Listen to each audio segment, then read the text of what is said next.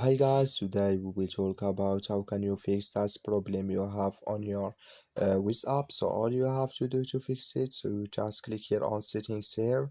So then it's going to take you in this list. Then all you have to do now, so you just go down here. So then you click here on apps. So and you come to next step here. Then all you have to do, so you just go down here to looking for your Wiz app. So just keep going down here to find your Wiz up here. So you just go down here to find it, then you click on it here, then it's going to take you to next step here. Then you just click here on force stop and you click here on OK. Then you go down here, you click here on storage and you come to storage list here.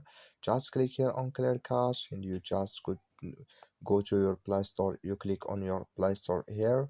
So then you search for your Waze app. It's going to show for you like this. You will find their update, so just click on it, then it's going to fix your problem. So that's all you have to do. Thank you for watching.